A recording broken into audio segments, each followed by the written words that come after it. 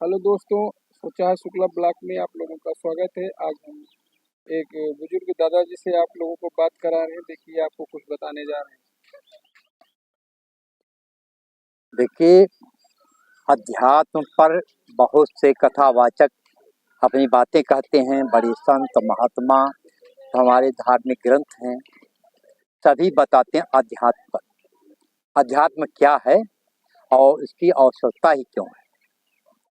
महर्षि रमण दक्षिण भारत के, वो जो बहुत ही कम उम्र में, बचपन में ही एक जा करके दक्षिण में मदुरा के पास उदयागिरि अरुणाचल पहाड़ में गुफा में रहने लगे।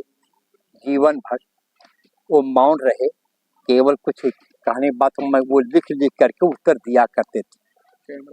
जीवन में कभी ही माने बहुत कम बोले, कुछ होता प्रश्न करने पर उसका उत्तर देते थे।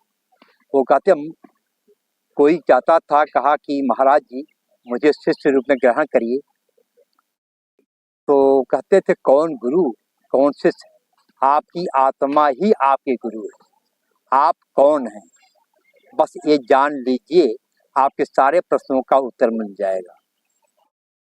मैं कौन हूँ, आप यही बारे में चिंतन करिए, ध्यान लगाते जाइए।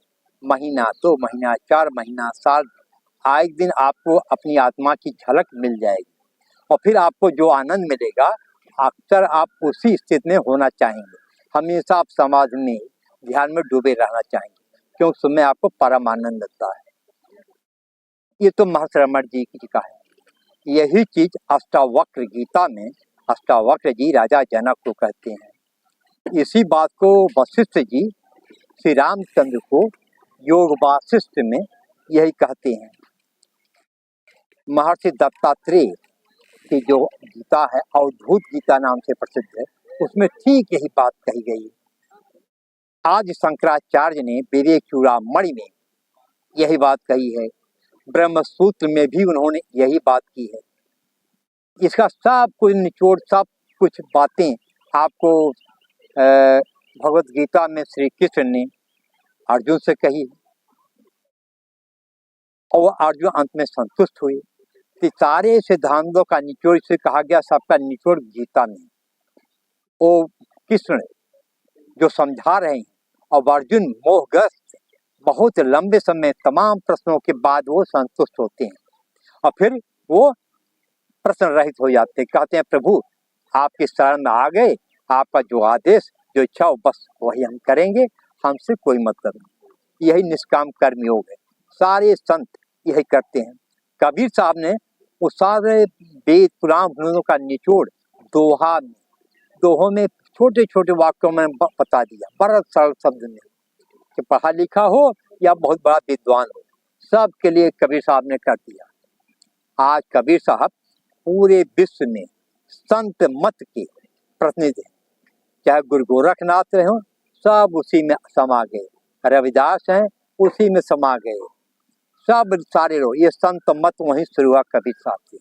सबका निचोड़, यानी हर चीज सरल है और बहुत ही सहज है।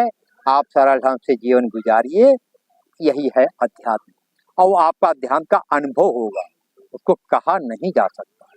एक ही शक्ति है, उसके अलावा दूसरा इस संसार में खाई नहीं। संसार में वही ब्रह्म का रूप ही है। सबका घट अलग अलग है देखने के लिए, लेकिन घट के अंदर वही एक ही आत्मा आकाशवत व्याप्त है। इसलिए कहते हैं सत्यम व्रतम सत्य परम त्रिसत्यम, सत्य से योनिम निहितम च सत्य, सत्य सत्य मृत सत्य नेत्रम, सत्यात्मक त्वाम शरणम प्रपद्य।